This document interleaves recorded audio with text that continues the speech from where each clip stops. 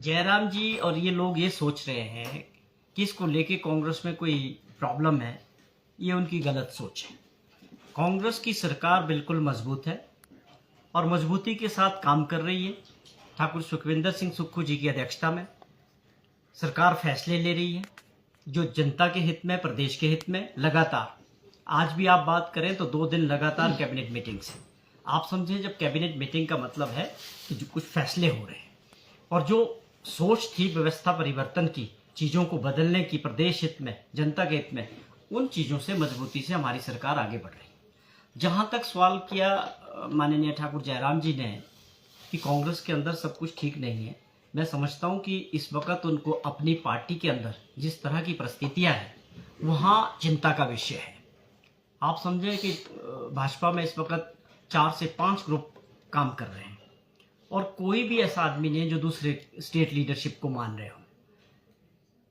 आप समझें कि जो कांग्रेस पार्टी से जो नेता गए हैं, क्या वो इनकी स्टेट लिडरशिप को स्वीकार करते हैं? बिल्कुल नहीं। सीधे हाईकमांड से काम करते हैं, हाईकमांड के साथ संपर्क रखते हैं। हर्ष महाजन जी का आप एग्जाम्पल ले लें, कांग्रेस पार्टी से गए, 1 वर्ष का समय भाजपा में जाके हुआ है और उनके कार्यशैली को लेके और उनके जो संपर्क है हाईकमांड के साथ, उसको लेके पूरी भाजपा के अंदर आप समझें क्या परिस्थितियां हैं। तो जयराम जी को भाजपा के अंदर की जो हालात है, जितने ग्रुपों में भाजपा बंटी है, और आप ये समझें कि हिमाचल भाजपा इस वक्त लीडरलेस है। कोई एक ग्रुप दूसरे लीडर को मानने को तैयार नहीं। तो ये सारी परिस्थितियां उनकी पार्टी के अंदर है। मैं समझता हूँ कांग्रेस पार्टी की ओर ध्यान देने से ज़्यादा वो अपनी पार्टी के अंदर जो है इन चीज़ों को ठीक करें।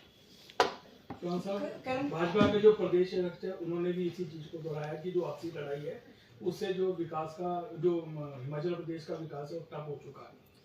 देखिए, ये बड़ा दुर्भाग्यपूर्ण है कि जो विपक्ष है हिमाचल प्रदेश में, वो अपनी जिम्मेवारी को गंभीरता से नहीं समझता है।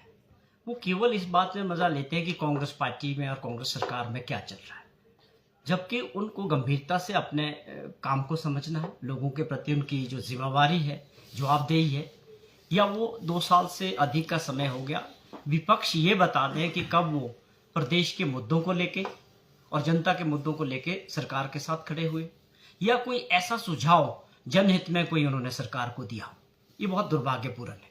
केवल छोटी मोटी चीज़ों में राजनीति करने का प्रयास करते हैं, जबकि होना ये चाहिए था कि उनका भारत सरकार है, जो भाजपा की सरकार है देश के अंदर, इस वक्त जो प्रदेश के जो हित है, जो पेंडिंग हमारे इश्यूज है भारत सरकार के साथ, उनको लेके जो सहयोग विपक्ष का हमारी सरकार को मिलना चाहिए था जनहित में, वो नहीं मिल रहा है।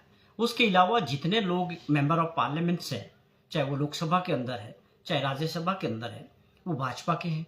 उनको अपनी जिम्मेवारी समझनी चाहिए कि हमको भी लोगों ने चुन के भेजा है।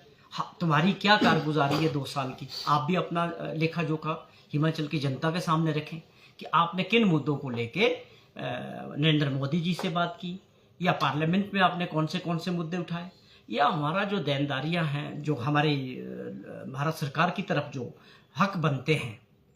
जैसे आप समझें कि ओपीएस लागू करने के बाद एनपीएस का जो पैसा है 9200 करोड़ रुपया, वो हमारा फंसा हुआ है।